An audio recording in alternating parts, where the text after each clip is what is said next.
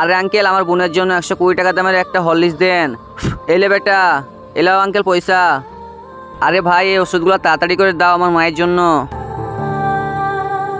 এলেন ভাই আপনার ওষুধ। ক টাকা হয়েছে ভাই? 300 টাকা।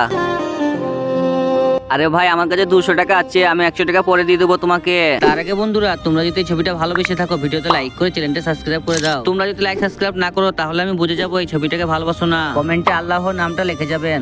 আরে শালা, তোর বাপের জায়গায় দোকান করেছি তাই ধারে দেবো, তাড়াতাড়ি করে পয়সা নিয়ে আয় আর ওষুধ নিয়ে যা। কোথা থেকে ভিখারি চলে আসছে আমার কাছে। আরে ভাইয়া প্লিজ দিয়ে দাও, আমার মায়ের যায় শরীর খারাপ। আরে যাবি কি যাবি না ভালো করে বল, না ছোটের বাড়ি মারতে বাধ্য হবো। আরে ভাই শোনো, বলো ভাই। আঙ্কেল, এই হরলিক্সটা ঘুরিয়ে নাও আর 20 টাকা দামে আমাকে হরলিক্স দাও।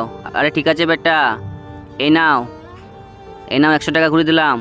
এই নাও ভাই 100 টাকা আপনাকে দিচ্ছি, 100 টাকা কম পড়ছে। তুমি তোমার মায়ের জন্য ওষুধ নিয়ে নাও। আমি তো আমার মাকে বাঁচাতে পারলাম না, তুমি তোমার মাকে বাঁচিয়ে নাও। টাকা পয়সা থাকলে বড় লোক হওয়া যায় না, মনের দিক দিয়ে বড় হতে হয়।